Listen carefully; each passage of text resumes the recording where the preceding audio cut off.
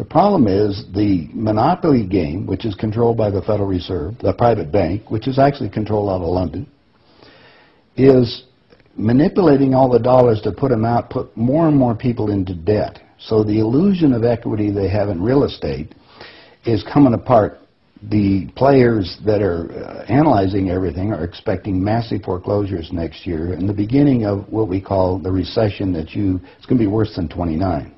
Like your house that you're living in. You think you own it. You don't. Right. You have contractual right to transfer the airspace, subject to you paying taxes to the state. Right. Or the Global 2000 discussions that we had. The real problem that they have, as Kissinger says, is there are just too many people on the planet. And 40% of the world, 2 billion of us, exist on less than $2 a day. The summary of the Global 2000 report I put up on my website, nohoax.com, but if you look at it, it makes sense to get rid of people. So what they said, they're going to make godlike decisions on who lives and who dies. Now, obviously, some of the meetings we sat on, we were planning on using neutron bombs on the major cities, because that contains most of what they call... You actually heard this? I sat in on the meetings. I was in the game big time. In fact, I was making such a mess, they decided rather than kill me, which they could, they just invited me into the inner group and asked me to be the finance chairman. And at that point, I probably would have been in, Secretary of the Treasury or something, whatever they wanted to do with me. What I was doing prior to that, so, making it right, I would volunteer to become a president of a company, and I'd go in and liquidate it. And we get rid of the expendable containers. That was my job. Expendable containers meaning human beings? That's right.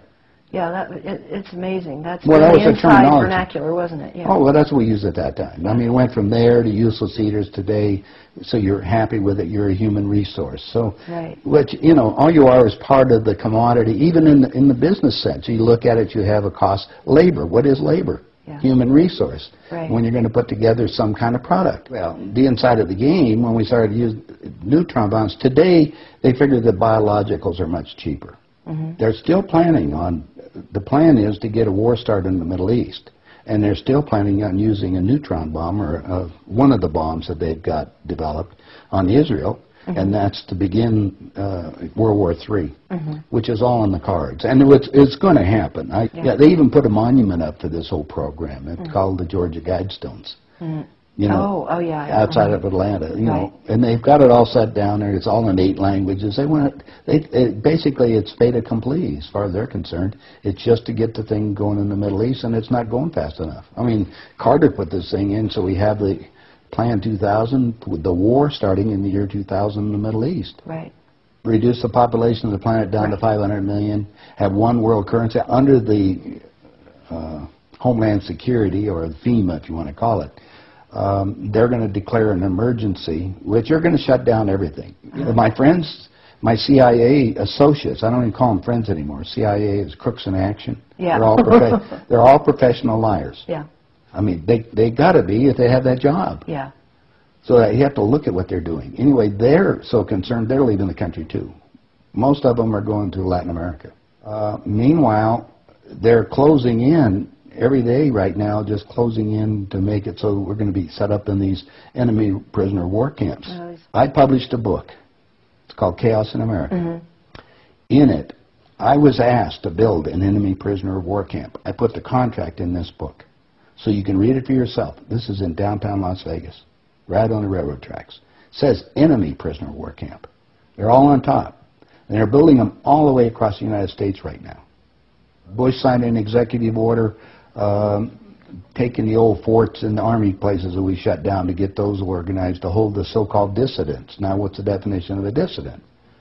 And the problem is that we're going to enslave ourselves, because most of the people want to keep having food coming in, and you're going to follow the line. You're just walking yourself into your own prison camp. Then we're going to come down to the extermination, just like World War II. Right. Well, Phil and I have lectured together. I know Phil Snyder. He's dead now. Yeah, I know he's dead. And so what about what he was saying about the number of bases at that time? I think it was 129 bases before he died. Underground had already been built. Is that all for the elite? Yeah.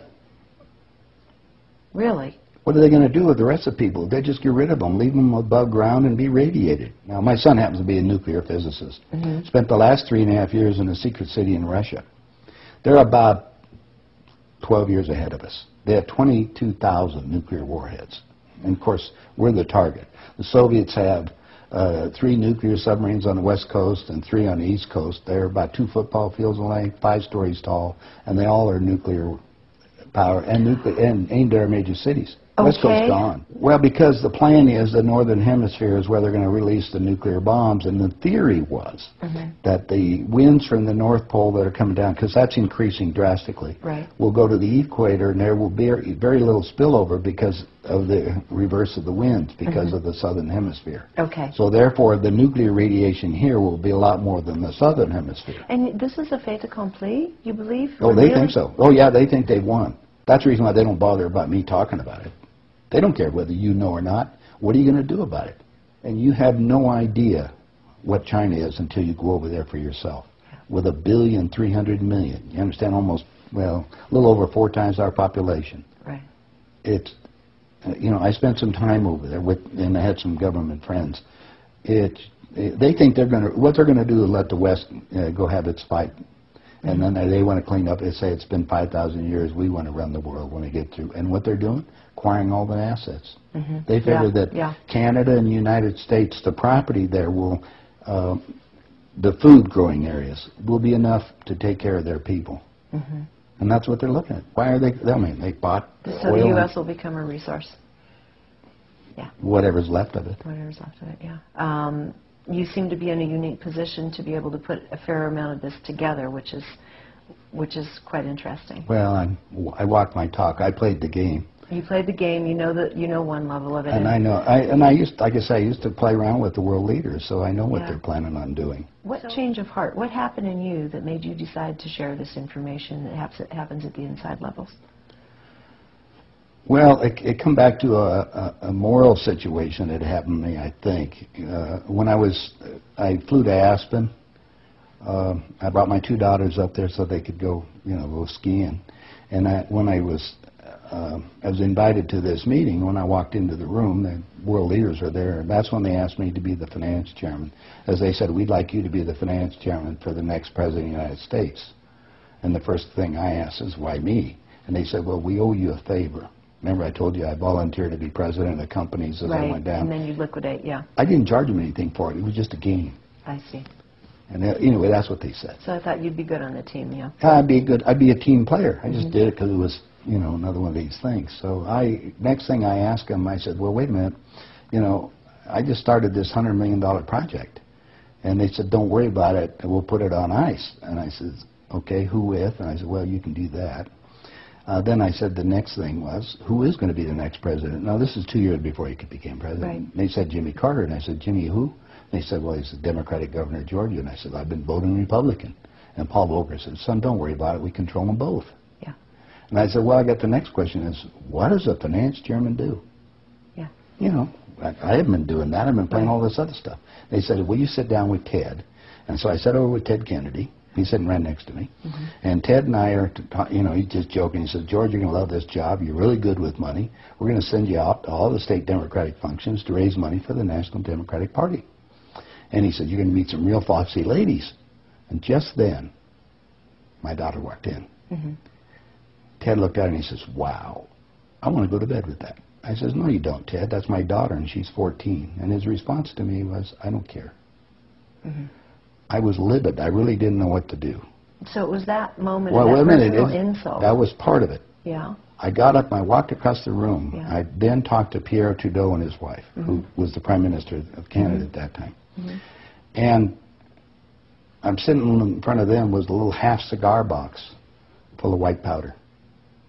And then I'm looking around the rest of the room. I said, my God, something hit me at that point. If the world leaders have to resort to this, I don't think I want to be part of this thing.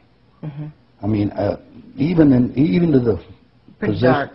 Even to the pollution and getting everything else they're talking about, getting rid of all the other people. I mean, I was raised in a packing house and slaughtering animals, and you get to the point where people are just animals at that level. And then I found out a little bit more about the details of the Plan 2000, of the annihilation of the entire planet. I said, I got to stop these people. There's something there. I mean, it's just, they got to be stopped.